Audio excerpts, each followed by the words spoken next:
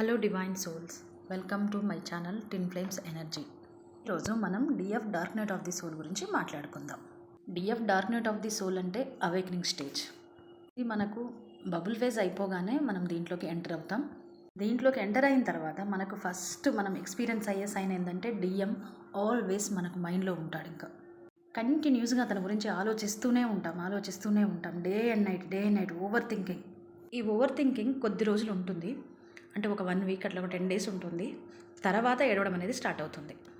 ఈరోజు ఏడ్చామనుకోండి, ఒక 2-3 డేస్ ఆగి ఏడుస్తాం స్టార్టింగ్లో.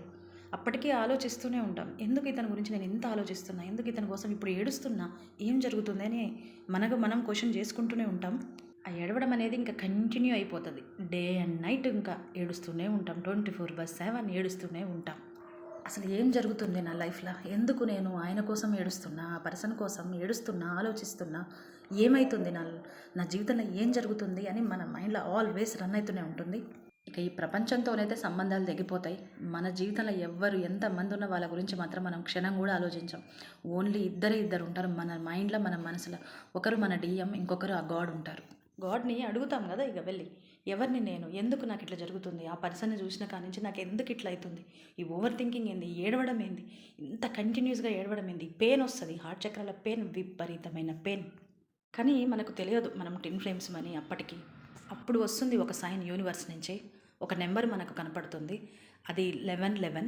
ఇది మనకు ఎంత కనిపిస్తుంది అంటే మనం అబ్జర్వ్ చేసేదాకా కనిపిస్తూనే ఉంటుంది. 2-3 డేస్ కంటిన్యూస్గా కనిపిస్తుంది. ఏంది, ఎందుకు ఈ నెంబర్ కనిపిస్తుంది, ఈ 1111 అనే నెంబర్ ఏంది అని అందరం యూట్యూబ్లోనే కదా ఓపెన్ చేసి చూస్తాం. అప్పుడు అది తెలుస్తుంది మనకు, అదొక ఏంజల్ నెంబర్ అని. ఏంజల్స్ తెలుసు, కానీ ఏంజల్ నెంబర్ ఏంది, ఏంజల్స్ కూడా నెంబర్స్ ఉంటాయా అని నాకైతే అప్పుడే అర్థమైంది. అప్పుడు తెలుస్తుంది మనకు. ఈ 1111 చూస్తున్నారా మీరు, అయితే మీరు టిన్ ఫ్లేమ్ జర్నీలో ఉన్నారేమో అని. ఇక టిన్ ఫ్లేమ్ జర్నీకి సంబంధించిన వీడియోస్ అన్నీ అప్పుడు మన ముందుకు రావడం జరుగుతుంది. మనం మొదటిసారిగా ఈ ట్విన్ ఫ్లేమ్ అనే పదం అప్పుడే వింటాం. నేనైతే అప్పుడే విన్నా, మేబీ అందరు ఫస్ట్ టైం అప్పుడే విని ఉంటారు. ట్విన్స్ అనే పదం విన్నాం, కానీ టిన్ ఫ్లేమ్ అనేది ఏంది, ఆ టిన్ ఫ్లేమ్ అనే ఒక పదం ఉందా ఈ డిక్షనరీలో అని మనకు అప్పుడే మనం తెలుసుకుంటాం దాని గురించి. కంటిన్యూస్గా టిన్ ఫ్లేమ్స్కి సంబంధించిన వీడియోస్ మనకు ముందుకు రావడం, కంటిన్యూస్గా ఏడవడం, పెయిన్, హార్ట్ చక్రాల విపరీతమైన పెయిన్. ఎందుకు అంత పెయిన్ ఉంటుంది మనకంటే, ఎన్నో ఊన్స్ ఉంటాయి కదా మన హార్ట్ చక్ర లోపల, అందుకనే అంత పెయిన్ వస్తుంది. అసలు అప్పుడు నాకు చక్రాస్ ఉన్నాయని కూడా మనకు తెలియదు. హార్ట్లో పెయిన్ వస్తుంది అనుకుంటాం, హార్ట్ అటాక్ వచ్చి వెళ్ళిపోతామా ఏంది అనిపిస్తుంది కూడా మనకు. కానీ ఆ పెయిన్ హార్ట్లో కాదు, హార్ట్ చక్రాలో వస్తుంది మనకు. ఈ ప్రపంచం అంతా కొత్త అనిపిస్తుంది. ఇవన్నీ ఏంది, ఏంజల్ నెంబర్స్ ఏంది, ట్విన్ ఫ్లేమ్స్ ఏంది, యూనివర్స్ ఏంది, ఇదేంది, ఇవన్నీ కొత్త. ఈ ప్రపంచం, ఒక కొత్త ప్రపంచంలోకి అడుగు పెడతాం. మనల్ని మనం ఇట్లా వెతుక్కుంటూ పోతాం. అప్పటికే సపరేషన్కి వచ్చేస్తాం. డిఎం దగ్గరికి వెళ్ళి అయితే నువ్వు నాది, నువ్వు నీ మనిషిని, నువ్వు నా మనిషివి అని గట్టిగా అరిచి చెప్పాలని ఉంటుంది. కానీ వెళ్ళలేము, ఆ పని చేయలేము. ఎందుకంటే ఆల్మోస్ట్ సపరేషన్కి వచ్చేస్తాం. అప్పటికి తిండి తినలేము, నీళ్ళు తాగలేము, గాలి కూడా సరిగా, అసలు ఊపిరి కూడా ఆడదు తెలుసు. ఒక స్టేజ్కి వచ్చిన తర్వాత ఊపిరి కూడా అందదు. చాలా బలంగా ఊపిరి తీసుకోవాల్సి వస్తుంది. ఏ పని చేస్తున్నా, ఎంతమందిలో ఉన్నా మన డిఎం గురించి, ఆ భగవంతుని గురించి ఆలోచించకుండా ఉండలేం. కంటిన్యూస్గా ఆలోచిస్తాం, కంటిన్యూస్గా ఏడుస్తుంటాం. విపరీతమైన పెయిన్, నిద్ర ఉండదు, తిండి ఉండదు, ఏది ఉండదు. ఒక రకమైన డిప్రెషన్, అది తీవ్రమైన డిప్రెషన్లో ఉంటాం. అసలు ఈ లోకంలో ఇంతకు మించిన పెయిన్ ఉండదు. ఎందుకంటే ఇప్పుడు మన ఇంట్లో చూడండి, ఎవరైనా కాలం చేశారనుకోండి, ఒక 1 మంత్లో సెట్ అయిపోతాం మనం కదా. ఒక 15 డేస్ 20 డేస్ ఏడుస్తాం, లేదంటే ఒక 1 మంత్లో మనం సెట్ అయిపోతాం. కానీ ఈ పెయిన్ నెలలు ఉంటుంది. ఈ స్థితి మనకు చాలా రోజులు ఉంటుంది, కొన్ని నెలల పాటు ఉంటుంది ఇట్లా. కానీ ఇంత జరుగుతున్నా మనం దీనిని అంగీకరించాం, నమ్మం. మనం కూడా అంత తొందరగా డిఎఫ్ కూడా నమ్మదు. ఎందుకంటే ఒక ఆత్మ ఏంది, 2 బాడీస్లో ఉండడం ఏంది, ఈ జర్నీ ఏంది, ఇదంతా అంత ఈజీగా మనం కూడా నమ్మం. మ్యారీడ్ టిన్ ఫ్లేమ్స్ అనుకోండి, అప్పటి వరకు మీ హస్బెండ్ మీ మనసులో ఉంటారు, ఇంకా ఉంటారు. అవేకనింగ్ స్టేజ్లో కూడా ఇంకా ఉంటారు. కానీ పీక్స్కి వెళ్ళిన తర్వాత ఏమైందంటే అతని మీద కంప్లీట్గా ఇంకా ఫీలింగ్స్ అనేవి వెళ్ళిపోతాయి. అన్ని రోజుల నుంచి మనం హ్యాపీగా కలిసి ఉన్న భర్త మీద మనకు ఏ మాత్రం ఫీలింగ్స్ ఉండవు. ఒకవేళ మీరు మ్యారేజ్ కాలేదనుకోండి, మీరు మ్యారేజ్కి ముందు ఎవరైనా లవ్ చేసినా, మీ మనసులో ఇంకెవరైనా ఏ పర్సన్ అయినా ఉన్నా కానీ అతను కూడా వెళ్ళిపోతాడు. ఇంకెవ్వరూ ఉండరు మీ మనసులో, మీ డిఎం తప్ప ఇంకా ఏ పర్సన్ కూడా ఉండరు. అప్పుడు అర్థమవుతుంది డిఎఫ్కి, లేదు ఈ జర్నీ నేను చాలా సీరియస్గా తీసుకోవాలి, దీనికే నేను ఫస్ట్ ప్రిఫరెన్స్ ఇవ్వాలి. ఎందుకంటే ఇది ఇంత అప్పటిదాకా కలిసి ఉన్న మనిషి మీద ఫీలింగ్స్ వెళ్ళిపోవడం ఏంది, ఈ ప్రపంచంతోని సంబంధాలు తెగిపోతాయి. కొత్త ప్రపంచంలోకి వెళ్తాము. మన వాళ్ళు అనుకున్న వాళ్ళు దూరమైపోతారు.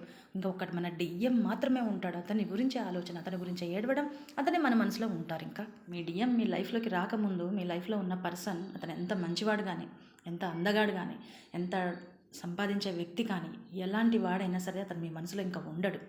ఓన్లీ మీ డిఎం మాత్రమే ఉంటారు. అప్పుడు అర్థమవుతుంది డిఎఫ్కి నేను ఇంకా ఇన్నర్ వర్క్ చేయాలి, ఈ జర్నీ నేను సీరియస్గా తీసుకోవాలి అని. మీరు సినిమాలకు వెళ్ళండి, ఫంక్షన్స్కి వెళ్ళండి, ఏ ట్రిప్కైనా వెళ్ళండి, ఎక్కడికైనా వెళ్ళండి, మీ డిఎం మీ మనసులో నుంచి వెళ్ళడు, మీ మైండ్లో నుంచి అస్సలే వెళ్ళడు. అప్పటిదాకా ఉన్నవాళ్ళు నా వాళ్ళు వీళ్ళు అనుకున్న వాళ్ళు అసలు నా వాళ్ళేనా వీళ్ళు, నా వాళ్ళు ఎవరు, నిజమైన నా మనిషి ఎవరు అని మనం వెతుక్కుంటాం. అంత డీప్ కనెక్షన్ ఏర్పడుతుంది ఈ జర్నీలో. డిఎఫ్ అవేకనింగ్ అనేది ఈ స్టేజ్లో 100% అవేకనింగ్ అయినట్టు కాదు. ఒక 40-50% వరకు మాత్రమే తన అవేకనింగ్ అయింది. మిగతా అవేకనింగ్ అనేది తను ఇన్నర్ వర్క్ ఎప్పుడైతే స్టార్ట్ చేస్తుందో మళ్ళీ అప్పటి నుంచి ఇంకా అవుతుంటుంది అనమాట అవేకనింగ్. తన ఈ జర్నీ కంప్లీట్ చేసే లోపల తన 100% అవేకనింగ్ అనేది కంప్లీట్ అవుతుంది. అప్పుడు మీ డిఎఫ్ది డిఎంది ఇద్దరిది ఇంకా కంప్లీట్ అవుతుంది.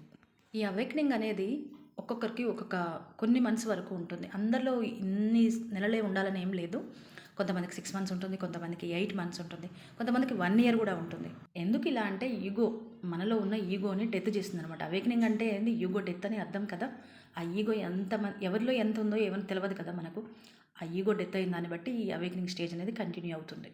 డిఎఫ్కి చాలా పెయిన్ఫుల్ సైకిల్ ఇది. చాలా చాలా చాలా పెయిన్ఫుల్. తను పుట్టినప్పటి నుంచి ఇంత పెయిన్ ఎప్పుడూ చూసి ఉండదు. అంత పెయిన్ ఉంటుంది. తీవ్రమైన డిప్రెషన్లో కూడా వెళ్తాం కదా. హెయిర్ అనేది చాలా లాస్ అయిపోతాం మనం. ఇంకా ఈ స్టేజ్ నుంచే స్టార్ట్ అవుతుంది హెయిర్ లాసింగ్ అనేది. కొంతమందికి వెయిట్ మీద కూడా పడుతుంది, కొంతమంది వెయిట్ గెయిన్ అవుతారు ఆ డిప్రెషన్ అవన్నీ తట్టుకోలేక. ఎందుకంటే టైంకి తిండి ఉండదు, నిద్ర ఉండదు, కంటిన్యూస్గా ఏడుస్తూ ఉంటాం కదా. ఒక రకమైన తీవ్రమైన డిప్రెషన్లో ఉంటాం కాబట్టి కొంతమందికి వెయిట్ గెయిన్ అవుతారు, కొంతమంది వెయిట్ లాస్ అవుతారు. హెయిర్ మాత్రం కంప్లీట్గా వెళ్ళిపోతుంది. 60-70% హెయిర్ లాస్ అవుతాం మనం. డిఎఫ్ యొక్క dark night of the soul signs and symptoms ఇవన్నీ. నేను ఒక టిన్ ఫ్లేమ్ అని, నేను ఒక సోల్ని అని, నా హాఫ్ సోల్ ఇంకా వేరే చోట ఉందని, నాకు ఒక పర్పస్ ఉందని, మేమిద్దరం కలిసి పర్పస్ చేయాలని, ఇదంతా ఒక రకంగా అయితే అర్థమవుతుంది మనకు. కొంతవరకు అర్థమవుతుంది మనకు. పూర్తిగా కాకపోయినా కొంతవరకు అయితే అవగాహన అయితే మనకు వస్తుంది ఈ డార్క్ నైట్ ఆఫ్ ది సోల్లో. ఇంకా స్ట్రాంగ్గా ఫిక్స్ అవుతాం మనం. ఇన్నర్ వర్క్ చేయాల్సిందే, ఇన్నర్ వర్క్ చేస్తేనే నేను దీంట్లో నుంచి బయటికి రాగలను అనేది తనకు అర్థమవుతుంది. ఎలా ఉంటుందంటే డిఎఫ్ పరిస్థితి ఈ స్టేజ్లో ఒక నడి సముద్రంలో వదిలేసినట్టు ఉంటుంది మనల్ని. బాగా చీకటిగా ఉన్న ప్రదేశంలో వదిలిపెట్టినట్టు ఉంటుంది. అంత పెయిన్ఫుల్ ఉంటుంది. అంత ఒక రకమైన చీకట్లో ఉన్నామన్నంత భ్రాంతి మనకు కలుగుతుంది. అందరూ ఉన్న ఒంటరి వాళ్ళం అయిపోతాం. ఎవరితో చెప్పుకోలేము, ఎవరికి చెప్పినా అర్థం కాదు. ఇది ఎవరికి చెప్పాలి, ఎవరికి చెప్పకూడదు, ఒక గందరగోళ పరిస్థితి ఇది. ఒక కన్ఫ్యూజన్ స్టేజ్ అండ్ క్రిటికల్, బాగా చాలా చాలా క్రిటికల్ ఒక డిఎఫ్కి ఇది డిఎఫ్ యొక్క dark night of the soul. నేను మీకు నెక్స్ట్ వీడియోలో ఇన్నర్ వర్క్ గురించి షేర్ చేస్తాను. అసలు ఇన్నర్ వర్క్ ఎందుకు చేయాలి, ఇన్నర్ వర్క్ ఎప్పుడు స్టార్ట్ చేయాలని కూడా కొంతమందికి డౌట్స్ ఉన్నాయి. అండ్ ఇన్నర్ వర్క్ ఎప్పుడు స్టార్ట్ చేయాలి, ఇన్నర్ వర్క్ అసలు ఎందుకు చేయాలి, చేస్తే ఏమవుతుంది, చేయకపోతే ఏమవుతుంది అనేది అన్నిటికీ నేను మీకు క్లారిఫై ఇస్తాను. నా వీడియో మీకు నచ్చినట్లయితే వీడియోని లైక్ చేయండి అండ్ షేర్ చేయండి, సబ్స్క్రైబ్ చేసుకోండి ఛానల్ని. ఓకేనా. డిఎఫ్స్ అందరూ కంటిన్యూ చేసుకోండి ఇన్నర్ వర్క్ని. Okay, bye.